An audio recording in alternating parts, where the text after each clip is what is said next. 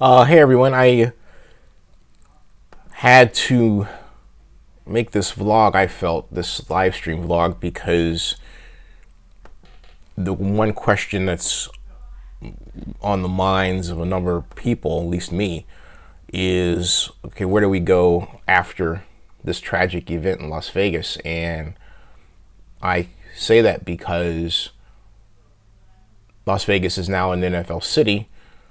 And it's not just an NFL city, it's an NFL city in the throes of planning a major stadium project, and that already has a lot of problems. But the question is, where are we in that, and to what degree is this project really ready, right now? And those are questions I know that you've got to be asking, and they're the right questions to ask. The answer is that during the Southern Nevada Tourism and Infrastructure Committee meetings, which occurred just right after the Paris incident, if you remember, okay, and the second Paris incident, there are actually two. There was the Charlie Hebdo incident in 2015, and then, of course, there was the attack in various parts of France. So the question is, all right, where is this project in the face of all of that? Good morning, Miguel. How are you? And I think that where it is right now is unplanned. I mean, well, not unplanned; it's in the planning stages. It's very expensive, but SNTIC had, the Southern Nevada Tourism Infrastructure Committee had actually approved a kind of a police response zone. And I'm actually going to get the information on that right now. And they approved $10 million for this zone. And so it's a crime. The idea, I just found it was a SNTIC Crime Prevention Act recommendation summary. And the summary is the Southern Nevada Tourism Infrastructure Committee has structured and forwarded a recommendation entitled the Clark County Crime Prevention Act of 2016. The proposal would enable the Clark County Board of Commissioners to increase the sales and use tax throughout the county by 1/10 of 1%, 0.01. And the proceeds of this tax must be used to employ and equip additional police officers. The recommendation provides for a two-tier distribution system, with the first tier allocated to the Las Vegas Metropolitan Police Department, the Metro, for use within the resort corridor. The second tier will be allocated to police departments throughout Clark County based on population. And it says, as you know, the More Cops Act was amended in 2013 to allow an additional 0.15%, excuse me, 15% of 1% sales tax increase. Hey, Jamal Mills, how are you? To fund additional police officers in Southern Nevada, while the county commission implemented a 1/2 of 1%, or excuse me, 1/2 of 1% of the 15%, or the not 15%, excuse me, but 15% of 1%. The remaining 10% of 1% was not implemented. Authority to implement the remaining 10% of 1% expired on July of 2016. This recommendation, although structured somewhat differently, I'm reading from the text, would allow the hiring of the additional police officers contemplated in the More Cops Act. So they have tier 1, there's average daily visitor count of 450,000. The county's population is 2.1 million. They have, if you take visitors plus residents, it was 2.6 million. Visitor proportion is 17.3% of the total. Visitor share, 19.9% of the total. So the relationship with the stadium proposal, as the framers of this act had envisioned were such that, I'm reading this, while the two proposals stand separately, both the stadium proposal and the Crime Prevention Act proposal contain elements of additional funding for enhanced resort corridor police officer presence. Metro Sheriff, excuse me, I just make a little adjustment here on the, there we go. Metro Sheriff Lombardo demonstrated the need for approximately 90 additional police officers in the resort corridor with an anticipated annual expense of $12 million. This recommendation would generate $8 million annually. The stadium recommendation contains annual funding of $4 million as a component of the bond waterfall. The bond waterfall is more fully described in the stadium moratorium. All right. So that's that response. And that's one matter that has to be considered. And good morning, Mr. Hike. And those of you watching on video on demand later on this, I'm responding to video chats that are posted. And the current technology here, you can't see them, but I'm just letting you know. That's, if you're wondering who's that guy talking to, it's my common range of subscribers on my YouTube channel here, Zinni62 Daily Vlog. Hey, Jamal Mills. Hey, Mr. Jackson. Top of the morning to you. Thoughts and prayers to all those in Las Vegas who have been affected in any kind of way by this horrible tragedy.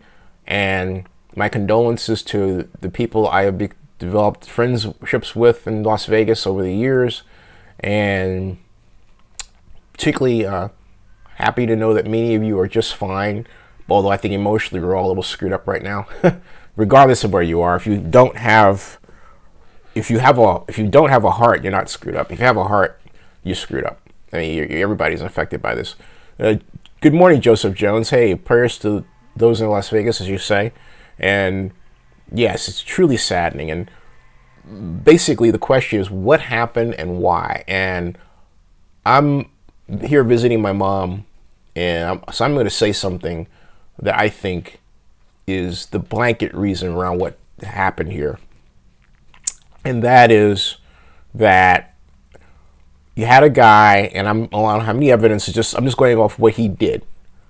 He targeted young white people. Yeah, he's an older white guy, 64. But he targeted young white people at a concert who are, just, he may have thought, I'm only guessing, I don't have any proof of this, he may have thought we're conservative. Or maybe he was jealous of them for some reason. They were young, all healthy, virile, right? And for some particular reason, he chose them as a target. And I believe who they were was part of that reason. That's not, that is horrible, and it underscores the fact that regardless of the reason for a person taking the action, it should not be allowed. Okay? In other words, the reason I say that is because there was a controversy about whether or not this is an act of domestic terrorism, and law enforcement didn't refer to him as a domestic terrorist, yet he is. And a number of people on social media, including myself, were saying, well, wait a minute, you're saying he's not a domestic terrorist because he's white? Look, this is an act of domestic terrorism. The man terrorized many people directly and millions of people indirectly by his act. That has to be accepted, so that we can move forward and discuss solutions so this thing doesn't happen again. He somehow managed to get into Mandalay Bay with 10 rifles. How he did that, I do not know. But not only that, when the people were being attacked, some of them went over to the airport and onto the tarmac. And that's a serious issue with respect to putting a stadium right next door across I-15 and then having a pedestrian bridge to allow even more people, to be in that area congregating around, as opposed to somewhere else in Las Vegas or up the strip, away from the airport. So this brings people down closer to, it brings more activity down closer to the airport. And that's really scary, okay? And Joseph Jones says, praying, why is color even considered terrorism as terrorism? Well, but Joseph Jones, you're right, but you have to look at the blanket fact that if the man were Muslim, people would be guessing that. So, and you know that as well as I do. So we have to address that. We have addressed it every single other time. And so there's no reason why it should stop now, if only to dismiss it. We don't know, okay? But all I know is you have to look at what he did, because that tells you that he had some issue right there because of who he targeted. And yeah, look, in this country, every place in the world, whether you or I like it or not, race, color, and age matter. It matters to the person that did what they did. It mattered to Dylan Roof when he attacked a group of blacks in a church. It mattered to the Tennessee shooter who was black who attacked blacks in a church. It matters. You have to determine what the motive was, and it's going to lead you to a point of discovering just how screwed up the person who did it was, but you have to discuss it. You cannot ignore it. That's just a simple, plain fact, okay? You can't ignore it. The best way for us to not talk about it is for it to not happen, which is we want to get to. You don't want it to happen, all right? Now, and that brings us to the other thorny question, all right? Now that we got that out of the way, to me, the other important question is this. What does this tell us about this proposal right now, and that should be of concern to everyone? I think number one is the proximity to the airport. And given what happened and where people went onto the tarmac and the fact that the airport was affected, that's the number one concern. The number two concern is what kind of security will be around the stadium if it's built there, or if it's built at all, given the financial issues that would prevent this kind of activity from happening. Those are two, and those are two big issues. And then how much is it going to cost to mitigate that? That's the other red letter question. You can't just, in the wake of something like this, say, okay, everything's fine, we go back to normal. There is no such thing as the normal prior to this act. There is, yes, a new normal, but we don't know what that looks like. No one knows. We've got a situation, at all. I'll be right back. Excuse me. I gotta get the door here. I'll be right back.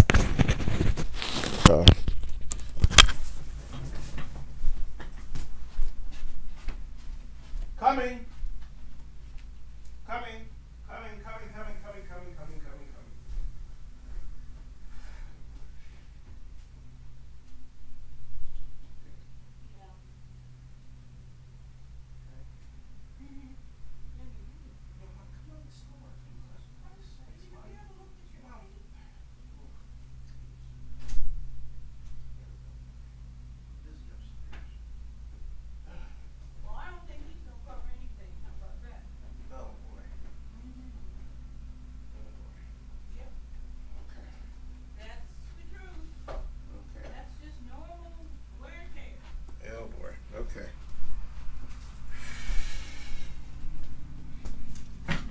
All right, back.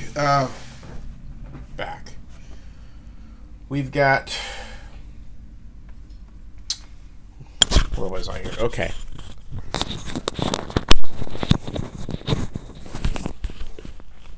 So we've got, in terms of the stadium, we have the issue of location with respect to the airport. It's a big deal. And then we have, of course, the Clark County Crime Prevention Act, which impacts the stadium to some degree in terms of additional police. But those are responsive measures. In other words, after something has happened, okay, then we go in with more police. What about to prevent something from happening altogether? You have to ask the question. We have to say, how is this designed? And then we have to ask the other question: is this a good idea for the NFL to do? And the Raiders, all things considered. And those are questions that We may not like them, folks, but they're in the backs of the minds of a number of people right now, and I'm only bringing them forward to get them out of the shadow and into the light. Those are questions we have to ask. This is that time when you have to ask questions that you don't want to normally deal with, because this is that kind of situation. It really is. So we've got issues of police, which are covered by the Clark County Crime Prevention Act. We have an issue of protection, which is still up in the air with respect to stadium design. It was right across the street, or is right across the street from Mandalay Bay. Okay. In fact, that's got to be understood. Take a look at this. Take a look at what we're talking about here with respect to the stadium site and Mandalay Bay. For those of you who don't really get, what this all looks like, here it is, okay?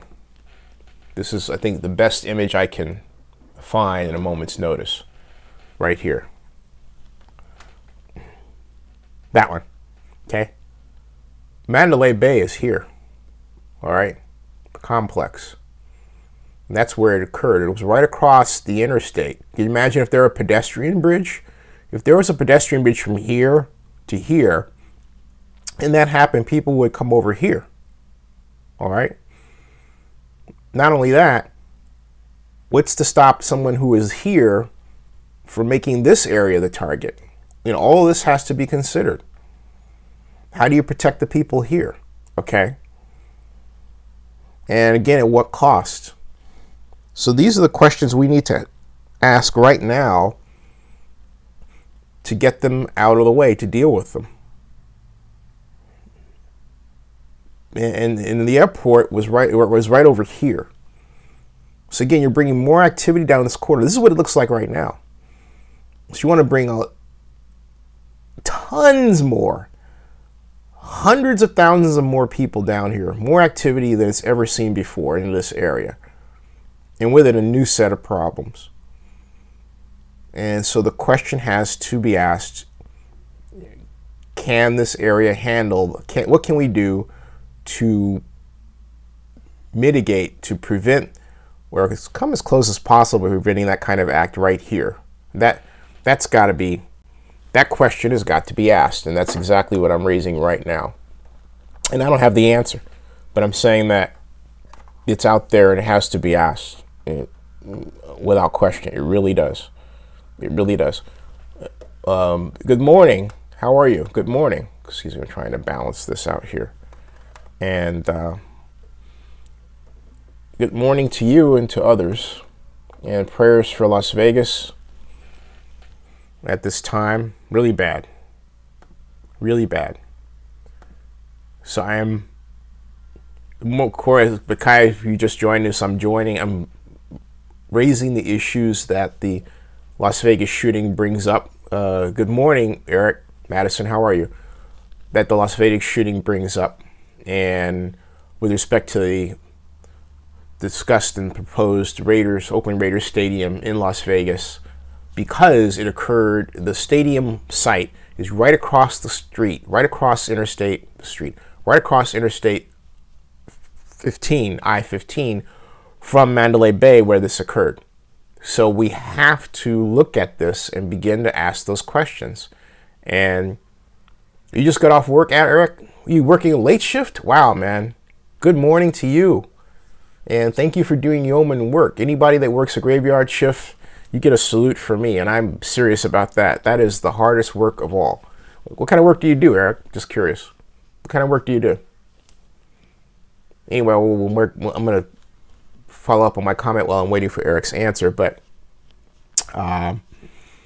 we have to look at how much it's going to cost to make this area such that an incident like that is less likely to occur. Okay, it's more than just having money for more police officers, far more. All right. Eric Madison says patient transport at Stanford Hospital. Wow, God bless you, Mr. Madison. That's God's work right there, and I'm sure that you have a unique perspective on this entire tragedy, given what you do for work. Whew, God bless you, my man. God bless you. God bless you. So, Eric, what do you think about this? Just having found out about the Las Vegas incident, what are your thoughts? And while I'm waiting for you to write that, I'll continue in discussing the stadium issue. So again, right now, to recap and to repeat, these are the issues that made the stadium to the mass shooting. First of all, proximity. It was right across Interstate 15 from Mandalay Bay where the shooting occurred, which would, if the stadium were complete and the pedestrian bridge installed, have provided an additional escape gateway over to the stadium. It may also have provided the stadium as, you know, an unwanted secondary place of danger outside, and that's got to be mitigated as well. Yeah, that really has to be mitigated as well. I think the first thing that has to be done is you have to have a moratorium on bringing weapons into a hotel room. That's ridiculous. Maybe I am sounding an alarm given what happened of that might call for a drastic response. But look, he had 10 rifles, Stephen Paddock did, in his hotel room. 10. That's awful. No one needs that. But the question is, aside from the fact that no one needs that, why was he allowed to have them in there? Or as my mom asked this morning, why didn't the housekeeper see them? Which is a great question. And is it enough to put a do not disturb sign on your door? Should that be? It shouldn't be. The hotel has the right to know what's going on in its own rooms at every second of the day.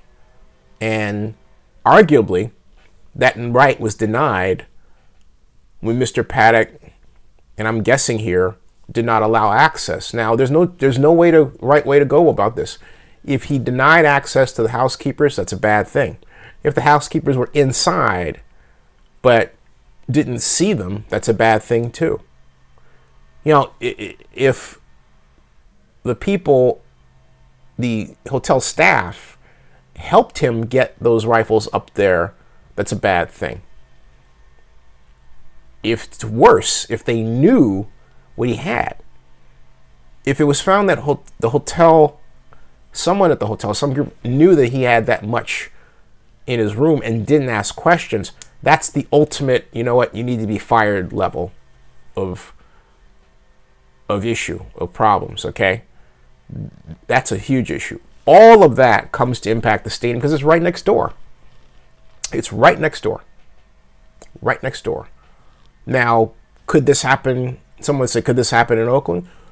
Given the way where the Coliseum is set up, no. There's no higher place to allow a look down. Now, Richard says, problem is that first, automatic weapons are illegal everywhere. Second, hotel guests are not subject to search. Can you imagine what else people bring to hotels? I understand, Richard, but my point is that given this incident, something has to change. So, I mean, you're trying to, and I understand why, superimpose a normal set of restrictions after an extraordinary event. So we can't say that event just happened and therefore we're going to return to how everything was. That's not going to be the case at all. So hotels need to be able to know what's being brought in just to protect their property. This is a matter of risk management. You're talking about a hotel that is at the very bottom of this, okay? Looking at a gigantic series of lawsuits.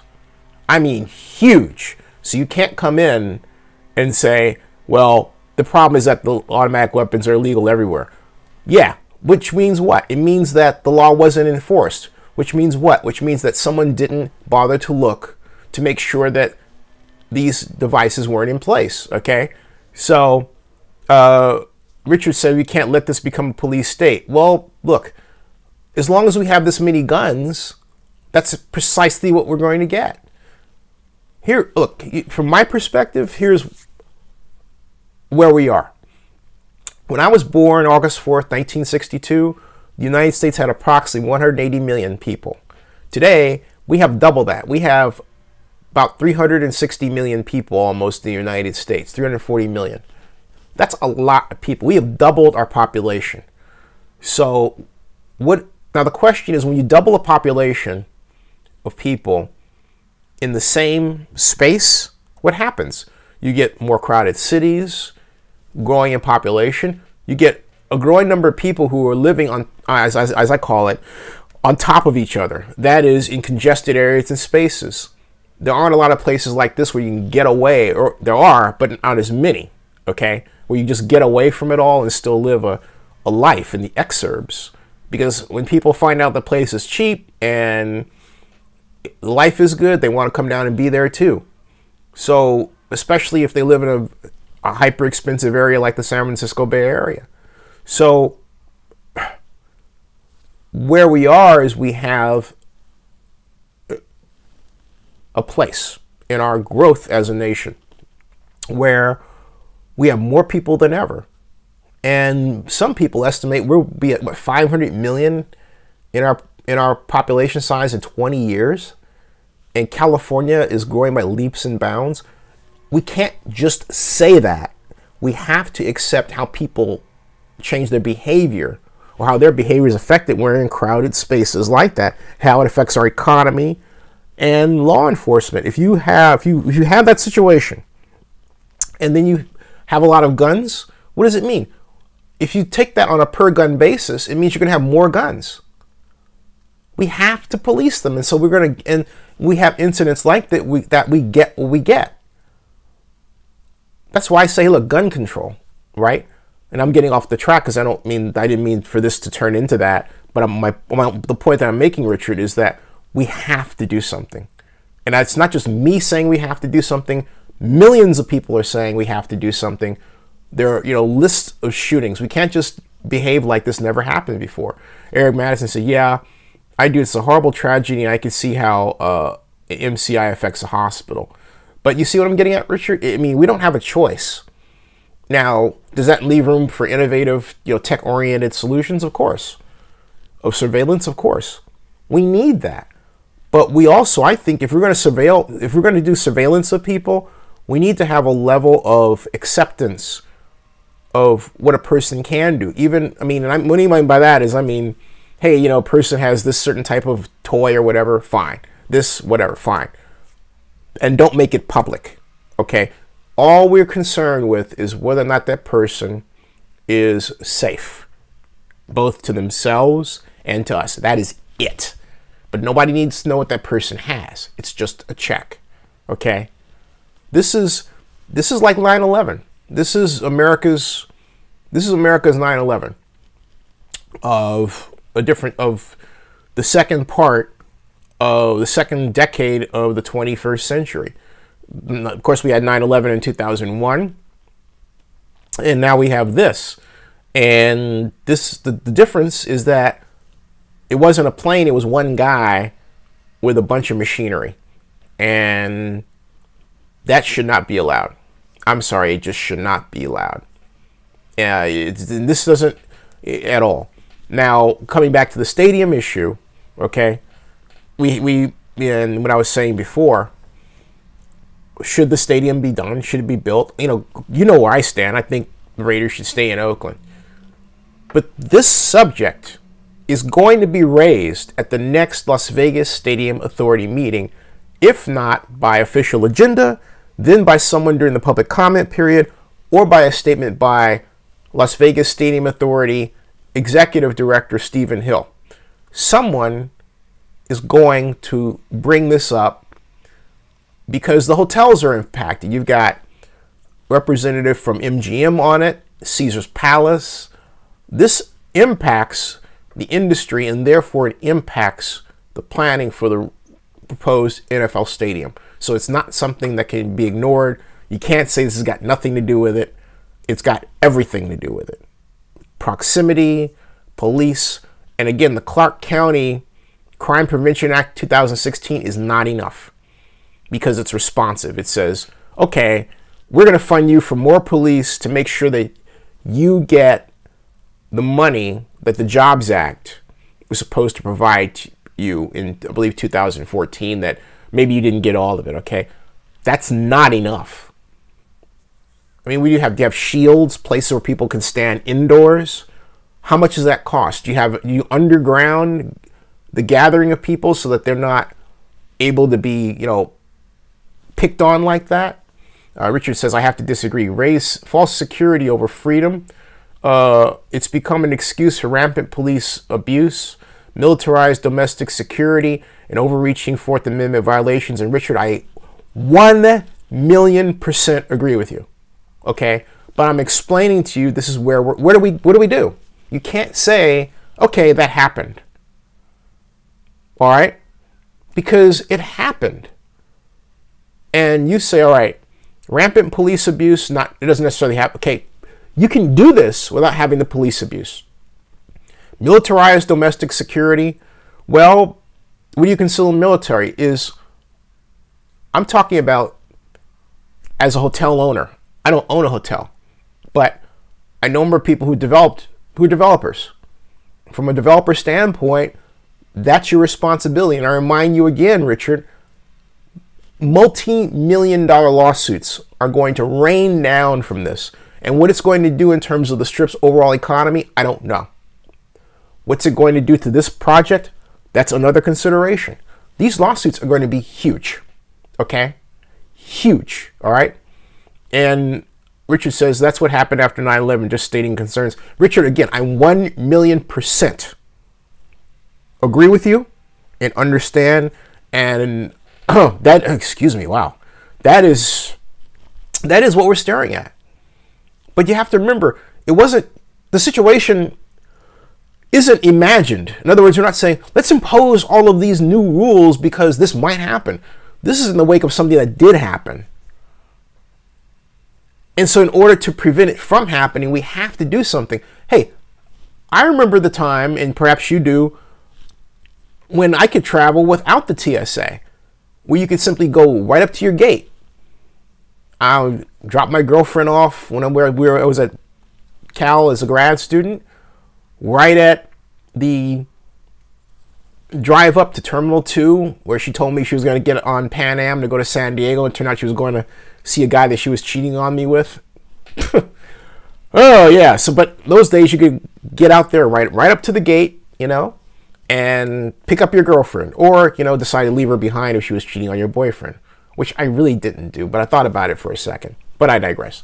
My point is, you can't do that anymore. You cannot just walk to a gate. That's because of 9/11. You couldn't just go into a stadium. The Super Bowl, the Rams won. Excuse me, not the Rams won, but the Super Bowl, that was the, if you will, the debut party for Tom Brady, his first victory. That was also the first Super Bowl after 9/11, the one that had the huge security response. I went to the Raiders one against the Bucks in San Diego. Had to wait 2 hours in 90-degree heat, dressed in black, to go through a security check. I'm not complaining, very willing to do it, but that was new. Now we're used to it. That's new, okay? So Richard says, I agree with the stadium concerns. However, sports and concerts have been terrorism targets for a long time. Wasn't Black Sunday in the 1970s? It's a great point. You're right. But again, when and Donald Trump's going to speak soon, the president's going to speak soon, so I'm going to close this so I can hear what the president has to say about this. And this is a place, this is Donald Trump's test, all right? Donald Trump's going to speak at 10:30. That's 7 minutes from now. It's 10:23 a.m. in the East. But this is Donald Trump's test because he's done a great job of dividing the country. But let's see if he's got what it takes to bring us together. All right, that's what I'm looking for. He's got to have the right words to heal us, because we are damaged goods as a country. No question about it. No question about it. But Richard, you're absolutely right. I'll be back later to talk about this. I want to go down and see again. Prayers for Las Vegas. Pray for Las Vegas. And Jamal Mills says Trump will fail, not to be negative, but he's failing. Yeah, I hear you. I hear you. He is our president right now, and let's see what he's got. He's got a lot to heal. He's got a lot to do. We all agree that we're in trouble right now, and we need to dig ourselves out of it in some kind of way. You have a great day, everybody. Have a great day. Thank you. And I think Richard is right. Richard says, I hope that Trump doesn't make this another opportunity to blame others. Get it right, Trump. Amen to that. Drive home carefully, Eric. Talk to everybody soon. Later. Thank you. See ya.